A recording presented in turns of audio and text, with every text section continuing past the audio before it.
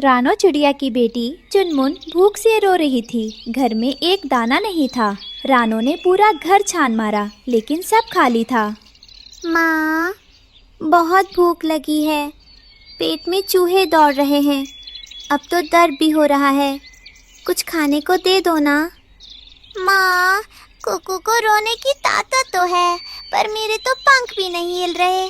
कल तुमने कहा था कि सुबह दाना मिलेगा। अब तो सूरज भी डूबने वाला है। माँ, क्या आज भी हम हवा खाकर ही सोएंगे? नहीं मेरी बच्ची, तू रो मत बेटा, ऐसा नहीं होगा। मैं अभी बाहर जा रही हूँ, चाहे मुझे अपनी जान बेचनी पड़े, पर आज मैं तुम दोनों के लिए खाना लेकर ही लौटूंगी। आज कोई भूखा नहीं सोएगा। रानो खाने की तलाश में कूड़े के ढेर पर गई। वहाँ उसे खाना तो नहीं मिला, लेकिन एक पुरानी धूल से भरी मिट्टी की गुल्लक दिखाई दी। रानो ने उसे हिलाया। खनखन, अरे इसमें तो कुछ बज रहा है। शायद कोई सिक्का हो। इससे मैं चुनमुन के लिए रोटी खरीद सकती हूँ। रानो ने गुल्लक को फोड़ने के लिए पत्थर उठाया। तभी गुल्लक में से एक भारी आवाज आई। रुको रानो, मुझे फोड़ो मत। मैं कोई मामूली गुल्लक नहीं हूँ, मैं कर्मों की गुल्लक हूँ। अगर तुम्हें सिक्का चाहिए तो पहले एक नेक काम करके दिखाओ। नेक काम? पर मेरे पास तो खुद कुछ नहीं है, मैं क्या करूँ? सामने देखो, वो चींटी पानी में डूब रही है, उसे बचाओ। रानो को बहुत भूख लगी थी और उसे जल्दी घर जाना था, लेकिन उसने अपना समय नहीं देखा। उसने एक पत्ता तोड़कर चींटी को बचाया। घबराना मत छोटी बहन, जल्दी से इस पत्ते पर चढ़ जाओ, पकड़ लो इसे। चींटी ने पत्ता पकड़ा और रानो ने उसे खींचकर सूखी जमीन पर रख दिया। चींटी हाँफ रही थी।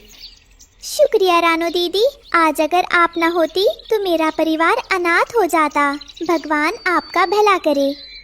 जाओ, अपने घर जाओ। जान सबकी कीमती होती है, चाहे वो हाथी हो या चींटी। जैसे ही चींटी बची, गुल्लक चमकी। टिंग! गुल्लक के मुंह से एक सोने का सिक्का बाहर गिरा। कालू कौवा ये सब देख रहा था। उसकी आंखें फटी की फटी रह गईं। अरे वाह, ये तो अलादीन का चिराग है। बिना मेहनत के सोने का सिक्का। ये गुल्लक तो मेरी होनी चाहिए। रानो जैसी बेवकूफ इसके लायक नहीं है। रानो वो सोने का सिक्का और गुल्लक लेकर खुशी खुशी अपने बच्चे के लिए खाना खरीदने जा रही थी। तभी उसने डिस्पेंसरी के बाहर काका कबूतर को रोते हुए देखा। उसका पैर टूटा हुआ था। वैद्य जी, कोई तो दवा दे दो, मेरा पैर बहुत दुख रहा है। काका, दवा महंगी है, बिना पैसे के इलाज नहीं होगा। रानो रुकी। उसने अपने भूखे बच्चे के बारे में सोचा और फिर काका के दर्द के बारे में। उसने वो जादुई सोने का सिक्का वैद्य जी के सामने रख दिया। वैद्य जी, ये लो, ताता का इलाज कर दो। मेरा बच्चा आज फिर थोड़ा तम खा लेगा, पर काका का दर्द ठीक होना जरूरी है। गुल्लक ने ये देखा और रानो को एक सिक्का और दे दिया। रानो सिक्का लेकर बाजार से खाना लाने गई थी। उसने गुल्लक को घर के कोने में छिपा दिया था। कालू मौका पाकर अंदर घुसा और गुल्लक पंजों में दबाकर उड़ गया। माँ, तुम आ गई? लेकिन वो माँ नहीं, चोर था। कालू गुल्लक दबाकर उड़ रहा था कि अचानक गोरी कौवी उसके सामने आ गई। उसने कालू के हाथ में गुल्लक देख ली। अरे कालू, ये क्या माल उड़ा लाए हो? इसमें जरूर खजाना होगा। हम दोनों पड़ोसी हैं, आधा आधा बांट लेते हैं। मैं किसी को नहीं बताऊंगी। भाग यहाँ से गोरी, ये मेरी मेहनत की कमाई है। इसमें से एक फूटी कौड़ी भी तुझे नहीं दूंगा। दोस्ती अपनी जगह और पैसा अपनी जगह। कालू गुल्लक को अपने गुफों में लाया। उसने उसे जोर जोर से हिलाया। चल निकाल सिक्का, मुझे अमीर बना दे। मैं सिर्फ त्याग के बदले सिक्का देती हूँ। कालू, अगर सिक्का चाहिए तो अपने शरीर के 4 पंख नोचकर मुझे गर्मी दो। मुझे ठंड लग रही है। कालू ने अपने पंख देखे। उसे अपने पंख बहुत प्यारे थे। क्या मैं अपने सुंदर पंख नोच दूं? पागल है क्या? मैं दर्द नहीं सह सकता। तू ऐसे सिक्का नहीं देगी तो मैं तुझे तोड़कर सारे सिक्के निकाल लूंगा। कालू ने गुल्लक को ऊंचाई से नीचे पटकने के लिए उठाया। रुको मूर्ख, बिना सबक सीखे मुझे तोड़ोगे तो पछताओगे। लेकिन कालू नहीं माना। उसने गुल्लक को जोर से पत्थर पर दे मारा। धड़ाम! गुल्लक टूटी, लेकिन उसमें से सोने के सिक्के नहीं निकले। उसमें से काला धुआं और राख निकली। धुआं सीधा कालू की आंखों में घुस गया। मेरी आंखें, मुझे कुछ दिखाई नहीं दे रहा। ये क्या हो गया? मेरे पंख चल रहे हैं। रानो अपने गुल्लक ढूंढते हुए वहां आ गई। उसने देखा कालू तड़प रहा है और गुल्लक टूटी पड़ी है। रानो को गुस्सा आना चाहिए था, पर उसे दया आ गई। उसने साफ पानी से कालू की आंखें धोई। कालू भाई, लालच ने तुम्हें अंधा कर दिया था। धन छिपकर नहीं, मेहनत और त्याग से मिलता है। रानो उस टूटी गुल्लक को वापस घर ले आई। गुल्लक टूट चुकी थी, लेकिन गुल्लक के एक टुकड़े के नीचे रानो को एक पर्ची और कुछ अनाज के बीज मिले। रानो ने उन बीजों को बोया और उससे जो फसल उगी उससे वो हमेशा के लिए अमीर हो गई। महीने बीत गए। रानो द्वारा बोए गए उन जादुई बीजों से अब खेत लहलहाने लगे थे। वे साधारण अनाज नहीं थे, बल्कि उनकी बालियां सोने जैसी चमकती थी और उनमें से ऐसी खुशबू आती थी कि जो भी पक्षी उसे खाता उसकी सारी थकान और बीमारियां दूर हो जाती। एक शाम रानो अपने खेत की कटाई कर रही थी। गुड़िया और गुग्गू अब बड़े हो गए थे और खुशी खुशी अपनी माँ की मदद कर रहे थे। तभी वहाँ कालू कौवा आया। रानो बहन, क्या मुझे थोड़ा अनाज मिल सकता है? मेरे पास खाने को कुछ नहीं है और जंगल में सूखा पड़ रहा है। रानो ने बिना एक पल सोचे अनाज की एक बड़ी बोतली कालू के सामने रख दी। कालू भाई, ये गुल्लक का आखिरी सबक है। बांटने से सुख बढ़ता है। जब मेरे बच्चे भूखे थे तब मैंने काका कबूतर की मदद की थी और आज देखो, भगवान ने मुझे इतना दिया है कि मैं पूरे जंगल का पेट भर सकती हूँ। हाँ अंकल, हमारी माँ कहती है कि मेहनत का पसीना जब जमीन पर गिरता है तभी असली सोना उगता है। कालू का सिर शर्म से झुक गया। उसने अनाज लिया और जाते जाते मुड़कर उस खेत को देखा जो रानो की मेहनत और ईमानदारी का प्रतीक था। उस दिन के बाद रानो ने अपने घर के बाहर एक बड़ा अन्न पात्र रख दिया, जहाँ से कोई भी भूखा पक्षी बिना खाए नहीं जाता था। टूटी हुई गुल्लक अब रानो के घर की चौखट पर सजाकर रखी गई थी, जो हर आने जाने वाले को याद दिलाती थी कि धन केवल जेब में होता है, लेकिन दुआएं हमेशा साथ रहती हैं। इस कहानी से हमें सीख मिलती है कि लालच आपको सिर्फ धुआं और राख देता है, जबकि सब्र और मेहनत आपको जिंदगी भर का फल देती है। एक हरे भरे जंगल में एक ऊंचे अंगूर के पेड़ पर रानो चिड़िया और उसके प्यारे पति टुन्नू चिड़ा का घोंसला था। वही उनका संसार था, वही उनकी खुशियाँ थीं। पर उसी पेड़ के नीचे अंधेरे में रहता था एक खतरनाक काला नाग। टुन्नू देखो, मैंने 2 अंडे दिए हैं। मेरा सपना था ना माँ बनने का, आज पूरा हो गया। रानो, ये तो बहुत बड़ी खुशी है। इन अंडों में बस कुछ ही दिनों में हमारे बच्चे होंगे। उनकी चूचू से पूरा जंगल गूंजेगा। मैं अपने बच्चों को लिए जंगल से सबसे मीठे बेर लाऊंगा आज। मैं इन्हें अपनी जान से ज्यादा संभालूंगी। अब बस डर यही है कि कुछ बुरा ना हो। जब तक मैं हूँ, कोई परिंदा भी इन अंडों की तरफ आंख उठाकर नहीं देखेगा। थोड़ी देर में कालू और गोरी वहाँ आते हैं। बधाई हो रानो बहन। टुन्नू मियाँ, अब तो तुम भी माँ बन गई। बड़ी प्यारी जोड़ी है तुम दोनों की, और अब तो ये अंडे भी आ गए। लगता है जंगल में सबसे सुंदर घोंसला अब तुम लोगों का है। धन्यवाद गोरी बहन, भगवान की कृपा है बस। आप दोनों का आना हमारे लिए सौभाग्य की बात है। तभी वहाँ मिट्ठू तोता रंग बिरंगे पंख फैलाते हुए आता है। चलो जी, हम तो बेसब्री से बच्चों की चूचू सुनने का इंतजार करेंगे। धन्यवाद मिट्ठू भैया। जिस घर में हंसी गूंज रही थी उसी के नीचे छिपा था डर का साया, एक खतरनाक साया, एक नाग जो रानो की ममता को निगल जाने की ताक में था। नाग धीरे धीरे रेंगता हुआ ऊपर चढ़ता है। रानो की नींद अचानक खुलती है। टुन्नू, टुन्नू, मुझे कुछ अजीब सा एहसास हो रहा है। घोंसला हिल रहा है। क्या बात है रानो, कहीं कोई बिल्ली? वो दोनों चारों ओर देखते हैं और अचानक एक फुफकार सुनाई देती है। नाग, टुन्नू, वो देखो। दूर हट जा, ये हमारे बच्चे हैं। तू यहाँ से जा। नाग झपटता है। रानू और टुन्नू अपने अंडों को बचाने की बहुत कोशिश करते हैं। धीमे से अंडों के टूटने की आवाज आती है। चक और नाग उन्हें निकलकर नीचे बिल में चला जाता है। नहीं, मेरे बच्चे, हे भगवान, हम कुछ नहीं कर पाए। मेरे मासूम, वो तो दुनिया में आए भी नहीं थे। हम हार गए रानो, हम हार गए। सूरज निकला, लेकिन रानू टुन्नू के जीवन में अंधेरा छा चुका था। वो दोनों एक झरने के पास बैठे अपने अंडों को याद कर रहे थे। टुन्नू, ये कैसा जीवन है? क्या हमारी ममता इतनी सस्ती थी? हमारे बच्चों का क्या कसूर था? जब सब ने मुंह मोड़ लिया, तब जंगल की चालाक लोमड़ी सामने आई। मैंने सब देखा, काले नाग का कहर, लेकिन मैं जानती हूँ कैसे बदला लिया जाए। कैसे? हमें हमारी संतानों का बदला चाहिए। नदी किनारे एक राजकुमारी रोज सैर पर आती है। उसके पास एक सोने का हार है। उसे चुराकर उस नाग के बिल में डाल दो।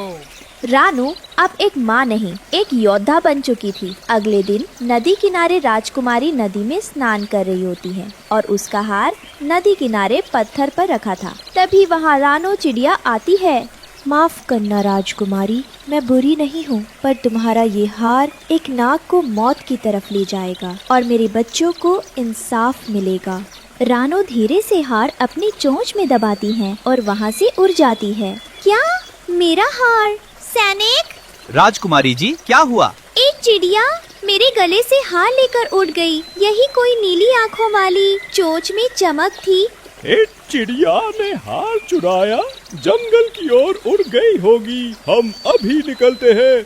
रानो ने हार को काले नाग के बिल में डाल देती है। अब इंतजार था इंसानों के आने का और तभी सैनिकों की टुकड़ी जंगल में घुसती है। हर पेड़, हर झाड़ी, हर बिल को छाड़ डालो। हमें वो सोने का हार चाहिए। राजकुमारी का आदेश है, जिसने भी चुराया, चाहे पक्षी हो या पशु, उसे बख्शा न जाए। सैनिक जंगल छान मारते हुए नाग के बिल तक पहुंच गए और जब उन्होंने उसका गला देखा, सारा शक यकीन में बदल गया। देखो, यही है सोने का हार नाग के गले में। इस जहरीले सांप को तुरंत मारो। सभी मिलकर भाले और तलवारों से नाग पर हमला करते हैं और नाग मर जाता है। मर गया। हाँ, बहुत जहरीला था। देखो कितना बड़ा था। अब चलो, राजकुमारी को उसका हार वापस देना है। वही दूर से एक पेड़ के पीछे रानो और टुन्नू ये सब देख रहे थे। बच्चों, आज तुम्हारा बदला पूरा हुआ। तुम्हारी माँ ने हार नहीं मानी। अब चलो टुन्नू, एक नया घर बनाएंगे और एक नई उम्मीद। एक नदी किनारे पालक के पत्तों से बने घर में रानो चिड़िया अपने 2 बच्चों के साथ रहती थी। तभी घर के बाहर मोटी चोंच वाला तोता उसे बुलाने आता है। रानो चिड़िया, चलो चलो, सब तुम्हारा इंतजार कर रहे हैं, हमें देर हो जाएगी। तोते भैया, आज आपको इतनी जल्दी क्या है? आप जाओ, मैं बच्चों को नाश्ता देकर आती हूँ। अरे नहीं बहन, आज खेत में बहुत दाना मिलने वाला है। इंसान ने कल ही फसल काटी है। मौका हाथ से गया तो हम दाना देखते रह जाएंगे और पेट खाली रह जाएगा। तोता चला जाता है। रानो अपने बच्चों को दाना देती है। बच्चों, दाना खाकर खेलना, लेकिन घर से बाहर मत जाना, और अगर जाना भी पड़े तो याद है ना क्या करना है? हाँ मम्मा, हमें पता है। पहले दरवाजे से बाहर झांकना है, फिर ऊपर आसमान देखना है, और फिर अगर कोई बिल्ली या इंसान दिखे तो वापस घर भाग आना है ना? बिल्कुल, शाबाश मेरे होशियार बच्चों। तुम दोनों तो मुझसे भी ज्यादा अक्लमंद हो। सारे पक्षी बरगद के पेड़ पर मिलते हैं। रानो बहन, आज बहुत देर कर दी तुमने। सब तुम्हारा इंतजार करते करते थक गए। और तुम तो हमेशा लेट होते हो। आज मैं थोड़ी देर से आ गई तो क्या हुआ? सब हंस पड़ते हैं और दाना ढूंढने निकल पड़ते हैं। खेत में चारों तरफ मकई के दाने बिखरे पड़े थे। पक्षियों की खुशी का ठिकाना ही नहीं था। सब मजे से दाना खाने लगे। सुनो दोस्तों, मुझे लगता है किसी को पहरा देना चाहिए। इंसानों का भरोसा नहीं। कहीं अचानक शिकारी आ गया तो? अरे कबूतर महाराज, इतना टेंशन क्यों लेते हो? ये जो दाना जमीन पर पड़ा है, ये किसान के काम का ही नहीं है। किसान कभी भी हमें इसे खाने से नहीं रोकेगा। तो खाओ, मजे करो, चिंता मत करो। सब पक्षी दाना खाने में लग जाते हैं, लेकिन तभी धड़ाम, कौवा जाल में फंस जाता है। अरे बचाओ बचाओ, ये जाल, ये तो गले पड़ गया। बाकी पक्षी डरकर पास के पेड़ पर उड़ जाते हैं। ओ भगवान, वही हुआ जिसका डर था। अब क्या होगा? कालू भाई तो फंस गया।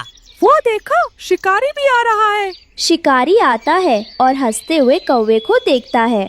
ओहो, बड़ा शौक था ना दाना खाने का, अब जा पिंजरे में। शिकारी जी प्लीज छोड़ दो, मैं तुम्हारे किसी काम का नहीं हूँ। ना तुम मुझे खा सकते हो, ना कोई इंसान। अरे मूर्ख कौवे, तुझे मैं बेच दूंगा चिकन वाले को। वो तुझे चिकन बनाकर मजे से बेच देगा। कौवा कांप जाता है। शिकारी उसे लेकर बाजार जाता है और चिकन वाले को बेच देता है। लो भाई, एकदम ताजा माल लाया हूँ। ये काला कौवा, इसे ले लो, मजे से चिकन बनाओ और पैसा कमा लो।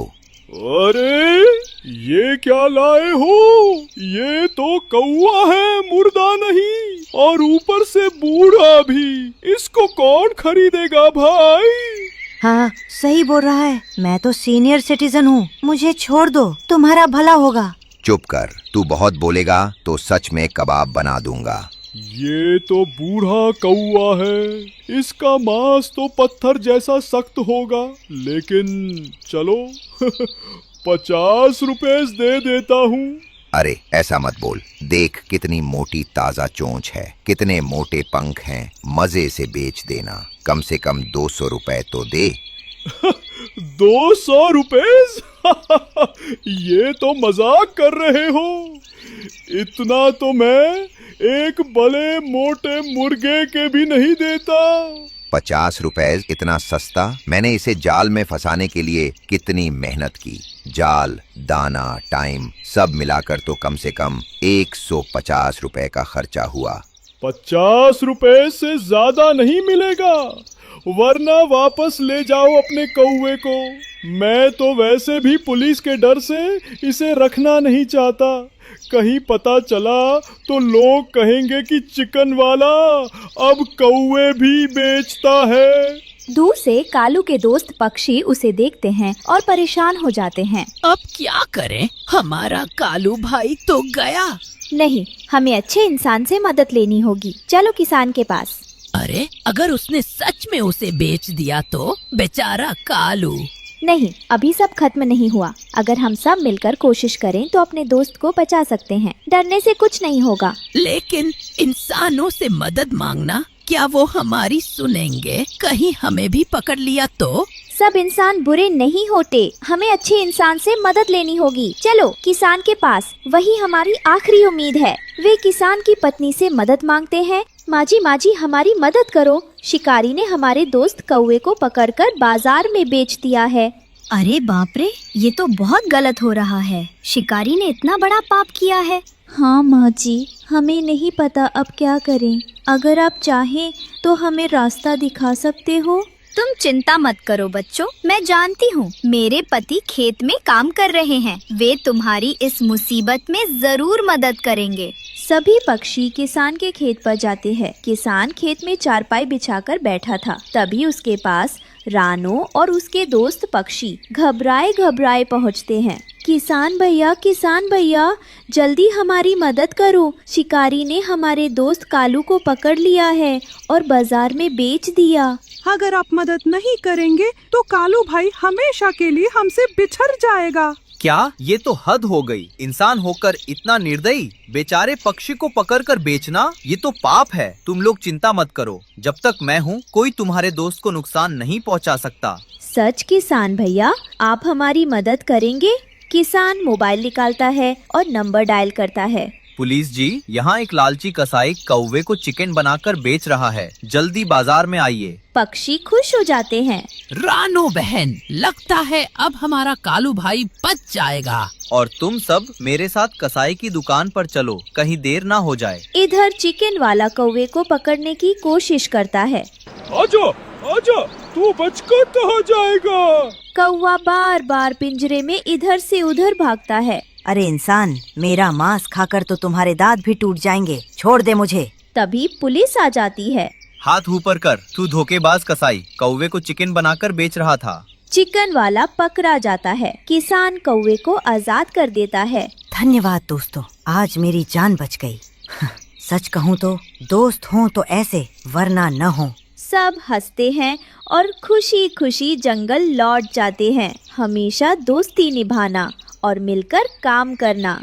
और हाँ, इस कहानी को लाइक, शेयर और सब्सक्राइब करना मत भूल। सुंदरवन जंगल में बर्फीला तूफान आया हुआ था। हर तरफ सिर्फ सफेद बर्फ और ठंडी हवा का शोर था। एक पेड़ की डाल पर रानो चिड़िया का घोंसला हवा में जोर जोर से हिल रहा था। रानो अपने 3 अंडों को पंखों में छुपाए कांप रही थी। टुन्नू जी, हवा बहुत बहुत तेज है और ये तूफान हमारे घोंसले को हिला रहा है। मेरे पंख भी अब इस भयंकर ठंड से सुन्न पड़ रहे हैं। अगर हम जल्द ही इन अंडों को पर्याप्त गर्मी नहीं दे पाए तो हमारे दोस्तों, ये रहे हमारी आज की वीडियो के प्यारे सब्सक्राइबर्स और फॉलोअर्स के नाम। अनमोल, सूरज कुमार, अरफिया, सना फातिमा, मुस्कान शाजिया, सुपी। जो नहीं चुने गए, चिंता मत करो, अगली बार तुम भी बन सकते हो जंगल के सुपरस्टार। दोस्तों, अगर आप भी चाहते हैं मैं आपका नाम अपनी कहानी में लूं, तो देर के मेरे पंख भी अब इस भयंकर ठंड से सुन्न पड़ रहे हैं। अगर हम जल्द ही इन अंडों को पर्याप्त गर्मी नहीं दे पाए तो हमारे बच्चे इस दुनिया की रोशनी देखने से पहले ही जम जाएंगे और मर जाएंगे। हमें किसी भी तरह उन्हें बचाना होगा। मैं जानता हूँ रानो, मैं कोशिश कर रहा हूँ कि घोंसले के सुराख बंद कर सकूं, लेकिन ये बर्फ रुक ही नहीं रही।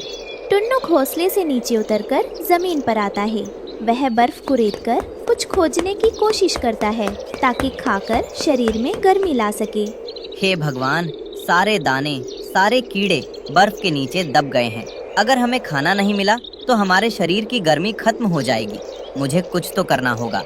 हताश होकर टुन्नू उड़ता हुआ पुराने बरगद के पेड़ के पास पहुंचता है, जहां उल्लू बाबा अपने कोटर में बैठे थे। बाबा, हमारी मदद कीजिए। रानो और अंडे ठंड से जम रहे हैं। हमारे पास खाने को भी कुछ नहीं है। बेटा टुन्नू, इस मौसम में खाना मिलना मुश्किल है, लेकिन अगर बच्चों को बचाना है तो अग्नि घास ले आओ। वह काली गुफा में मिलती है। उसे घोंसले में रखते ही गर्मी पैदा होती है। उल्लू बाबा की बात सुनकर टुन्नू तुरंत काली गुफा की ओर उड़ चला। हवा उसे पीछे धकेल रही थी। उसकी आंखों में बर्फ चुभ रही थी, लेकिन वह रुका नहीं। मुझे हिम्मत नहीं हारनी है। मुझे रानो और बच्चों के लिए वह जादुई घास लानी ही होगी। टुन्नू हाफते हुए काली गुफा के बाहर पहुंचा। वहां कालू कौवा और गोरी कवि गुफा के मुहाने पर खड़े थे। उन्होंने गुफा का रास्ता रोक रखा था।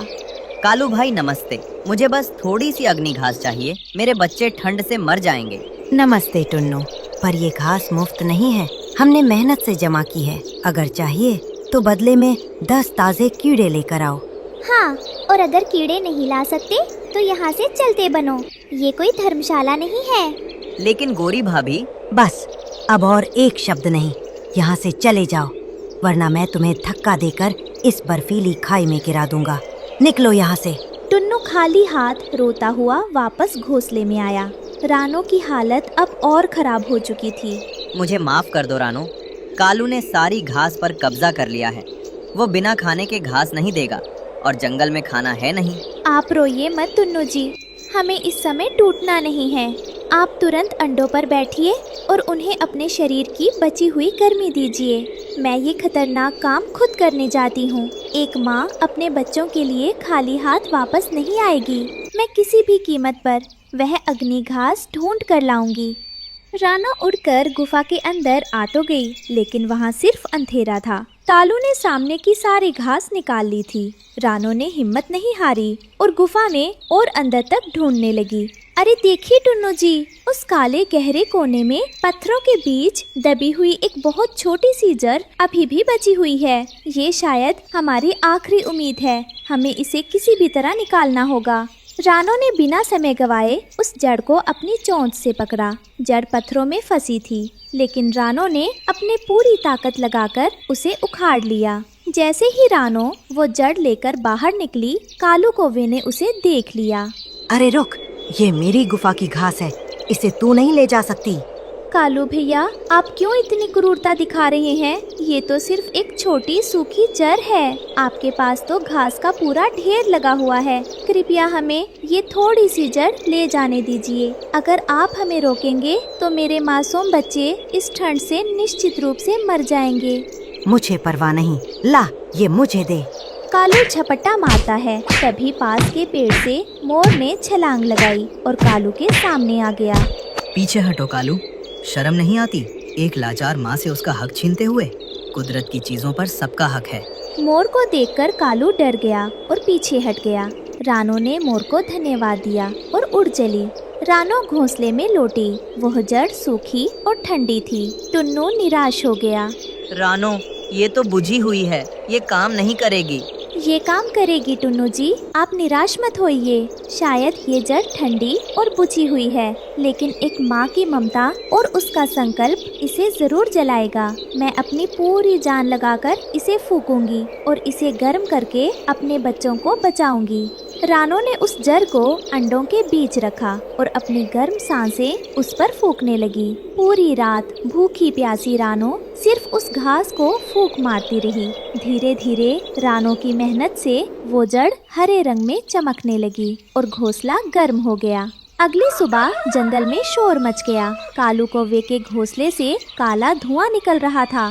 बचाओ बचाओ, हमारा घर जल रहा है। लालच का यही अंजाम होता है। तुमने इतनी ज्यादा अग्नि घास जमा कर ली कि उसकी गर्मी से तुम्हारा ही घर जल गया। इधर रानो के घोंसले में एक मीठी आवाज गूंजी, ची ची। अंडे टूट चुके थे और 3 प्यारे बच्चे रानो की गोद में थे। कालू और गोरी, जिनका घर जल चुका था, सर झुकाए रानो के पास आए। रानो बहन, हमें माफ कर दो, हमारे पास अब रहने को जगह नहीं है। आ जाइए कालू और गोरी बहन, मुझे पता है कि आप दोनों ने मेरे साथ कितना बुरा किया, लेकिन इस भयानक तूफान में मैं आपको बेघर दर नहीं छोड़ सकती। जब तक ये बर्फीला तूफान है, आप हमारे पेड़ की निचली डाल पर शांति से रह सकते हैं। मुसीबत में किसी का साथ देना और माफ कर देना ही हमारा असली धर्म है। रानो की छोटी सी सुलगती घास ने न सिर्फ उसके बच्चों को बल्कि उसके दुश्मनों को भी नई राह दिखाई।